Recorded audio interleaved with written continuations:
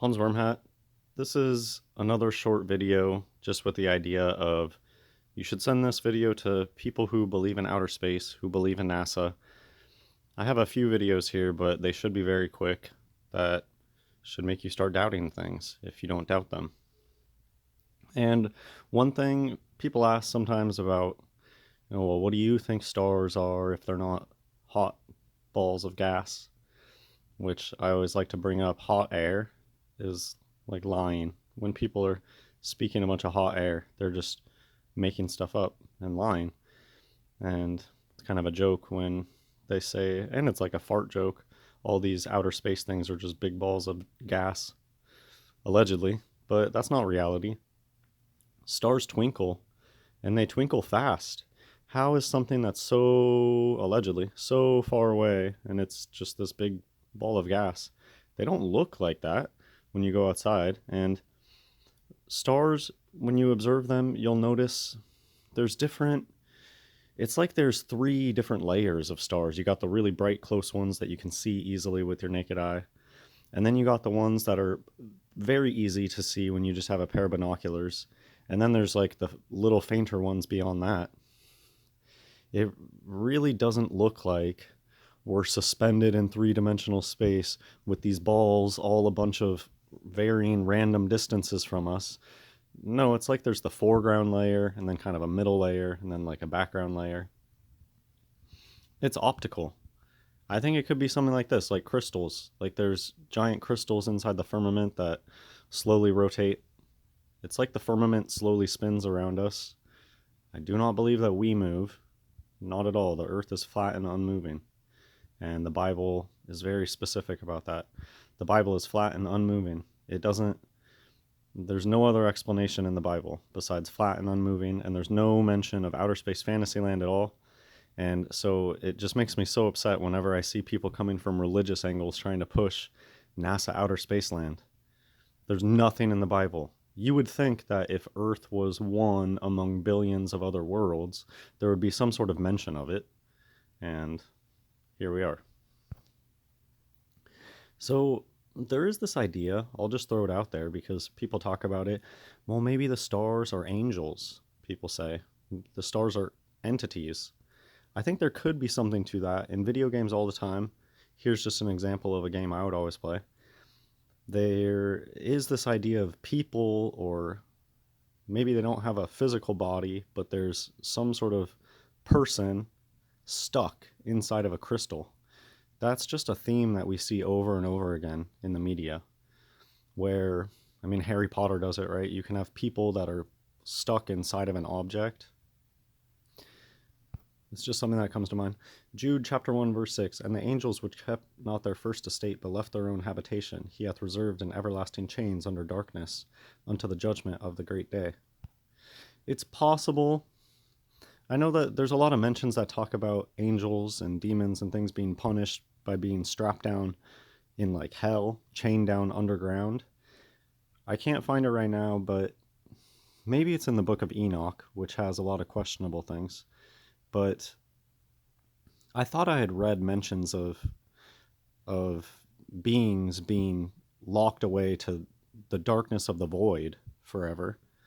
And that just reminds me more of like the heavens being trapped up there. And we see just a lot of stuff in the media about, oh, Orion is some person that was locked up into stars in the sky. And Orion does really look like a person. And just think of all the shapes. There, we really do have shapes. And it puts a whole new meaning on things when you understand that those shapes didn't arise randomly. Orion doesn't look like a hunter for no reason. God made it that way, and it probably was supposed to look like that. It's just very interesting.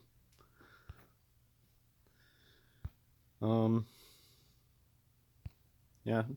2 Corinthians chapter 11 verse 14, and no marvel, for Satan himself is transformed, the trans word, transformed into an angel of light. So it's possible that the stars are angels in some way.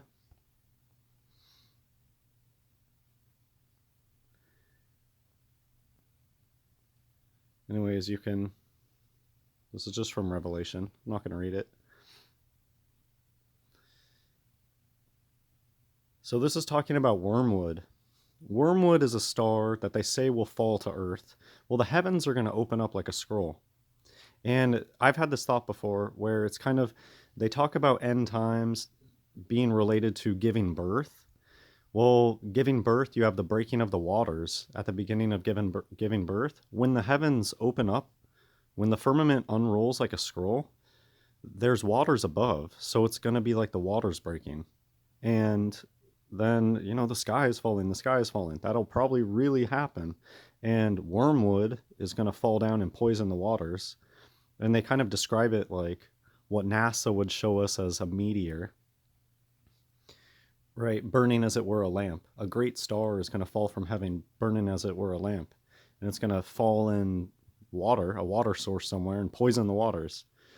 And so that means the things that are up there in the heavens, it's probably something that's like water soluble. It's probably some crazy crystal and some mineral, something. And I've just had this thought, I wonder if wormwood is connected in any way to Betelgeuse. The star Betelgeuse has been acting really, really weird lately. It's been not giving its light. And that's just something that doesn't make sense with NASA timescales.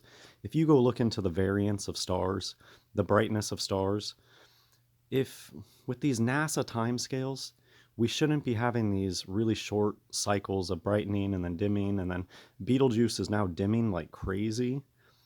Very quickly, very, very, very quickly on timescales that don't make any sense for NASA Fantasyland timescales, where everything is supposed to happen really, really slow. But that's not how reality works. Betelgeuse is beginning very, very dim, and that is end times prophecy that the stars will stop giving their light. And I guess I'll just say this. This video is turning out to be a little bit longer than normal, or than I intended, but that's okay. And just all the stars, when you go out at night, it doesn't seem the same. You used to be able to see more stars with the naked eye, and I don't think it has anything to do with light pollution. It really just seems like you can see a lot less stars with your naked eye. Now when I go outside at night, it's like I only see the big constellation stars, that like first layer of stars. That's like all I see with my naked eye, and then with binoculars I can see the other stars. You used to be able to see way more stars just with your eyes. Okay, so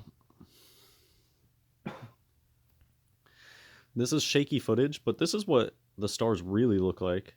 And notice it looks like the bottom of a pool.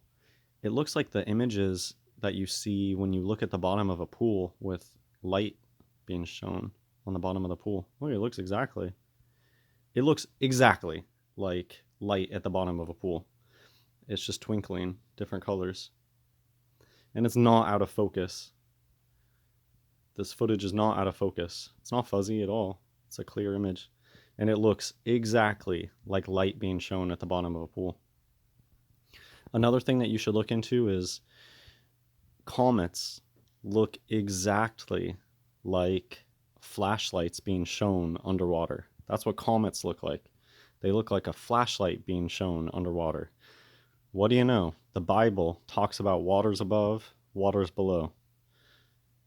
You can really see the waters above. I believe that's what you're seeing when you're seeing this. You're seeing a projected image. I know that people like to make fun of this, talk about, oh, the moon is a hologram. It is a hologram. Just like how a rainbow is a hologram. Everybody has their own rainbow. You can't go touch a rainbow. In the same way, the moon, you can't touch it. You cannot land there. You cannot land on the moon.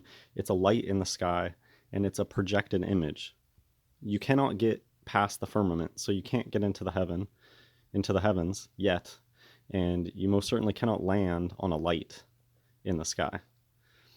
Same way, you are not looking at a physical object here. Clearly, this is not a ball of gas, a ball of hot air really far away. It's flat. All of these images that we get are flat. If there's any curvature to it, it's just optical. Go look at binocular images that look like planets. Anyways, It's real footage right there. Look, it's the bottom of a pool.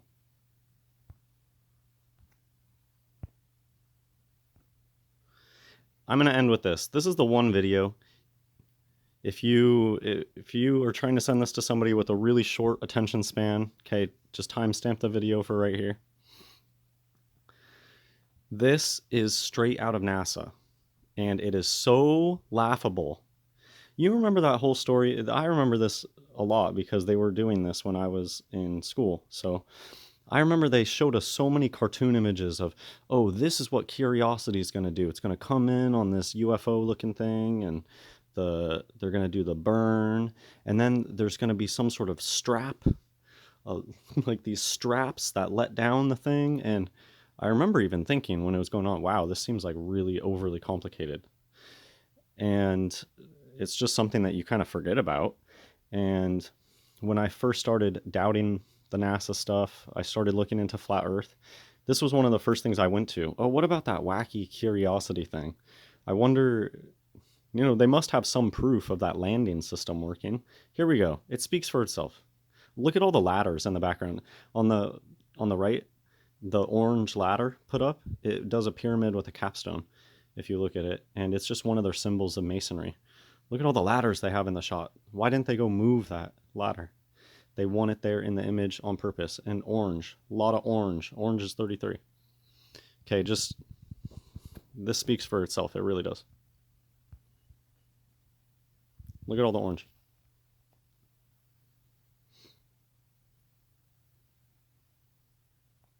And I'm the rover verification and validation lead.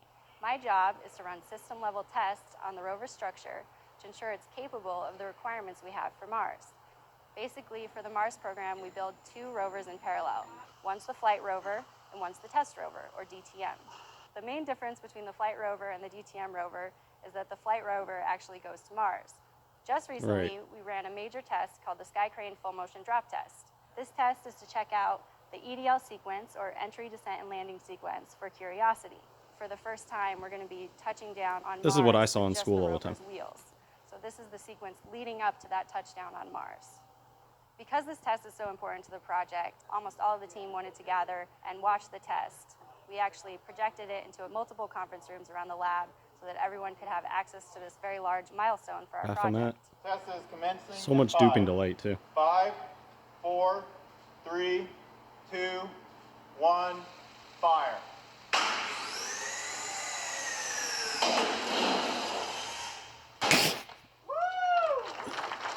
Woo! Go NASA! Everybody clap, please. The reason we do all this testing is to prove that what we think is going to happen actually will happen when Curiosity gets to Mars, and that we really understand the dynamics of these vehicles. During this test, everything behaved as expected. We were able to collect all of the data and instrumentation that we were hoping for. So overall, definitely a huge success. I'm Savannah McCoy, and this has been your Building Curiosity Update. So you believe that they could fly something all the way to Mars, and that's the system they got going, and they thought that that was a great success. It is so laughable. God bless everybody.